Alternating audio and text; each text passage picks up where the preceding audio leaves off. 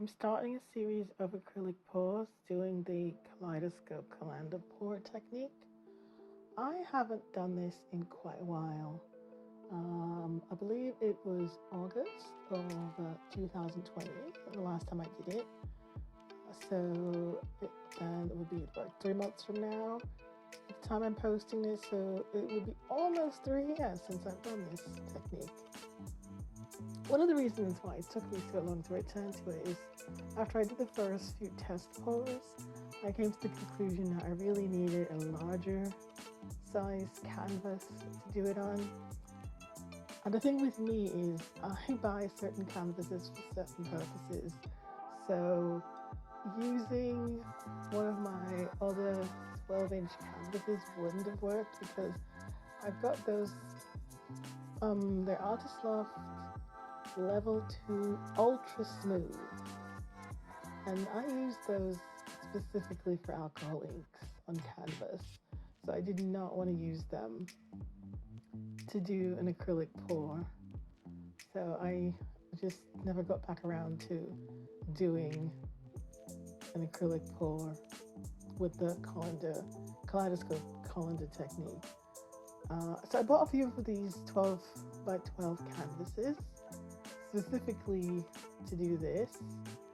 It's worked out quite well, except that I think this particular turntable that I'm using is not working out really well.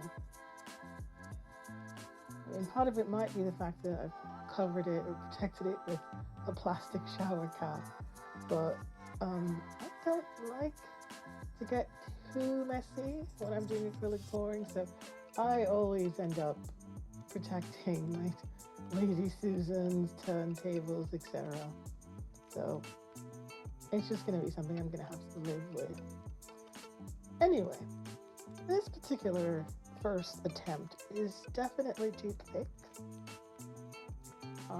I actually use my leftover Artist Loft white paint that's mixed up with the Artist Loft pouring medium in that bottle as a flow aid to try and get this paint to extend to the edges of this canvas.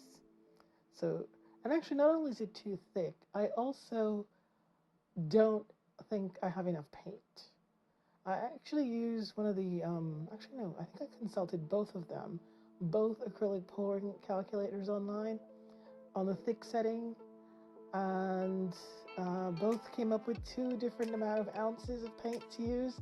And even though I went higher, I think I went about an ounce higher than what the largest number was, I still don't have enough paint.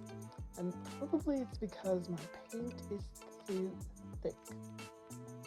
Anyway, I finally got it to one edge, and I'm stretching it to try and get it to the other edges. I'm going to actually end up with one edge that's not stretched out, which I didn't mind because I kind of like the distressed grunge look that I get in my paintings when I combine thinner paint with thicker paint. So I just left one edge like that and didn't bother to stretch it out because I thought it looked quite interesting.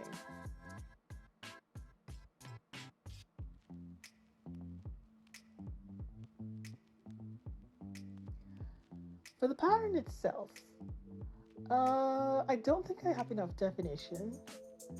It's not because the paint got muddy. I actually used brown, and that's what the brown did when it got in contact with the white. So, yeah, that didn't turn out how exactly I envisioned it when I did this color palette. But definitely the pattern's there. It's just not too distinct, in my opinion. So, but I still quite like this painting, and I'm definitely keeping it. I have no intentions of pouring over it. I'm going to keep it as an example of a different color palette that I can use perhaps in the future at some point in time.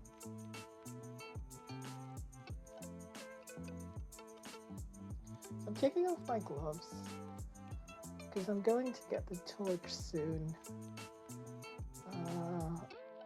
the one thing because I haven't done this for so long, I forgot how much bubbles this particular pouring medium produces. Lots of bubbles. So I'm going to torch now, and then I actually torch again when I rest this painting on this counter in the bathroom to dry. That's where I dry all of my acrylic pours right now. They're on the countertop in the bathroom. So yeah, the bubbles. That's something I had to get used to because I forgot how many bubbles there would be. In fact, I find the bubbles quite annoying.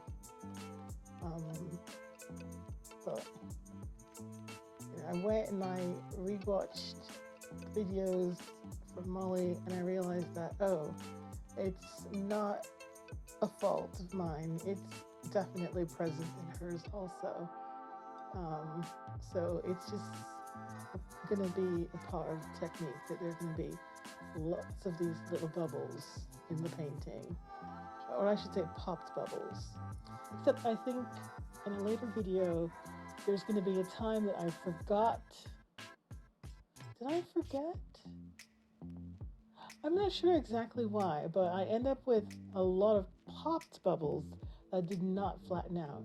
And I'm trying to recall if maybe I took too long to pop them. I shouldn't say pop them, to retorch. And that might be why that particular painting turned out that way. Or maybe I didn't torch a second time and they just popped on their own as it was drying.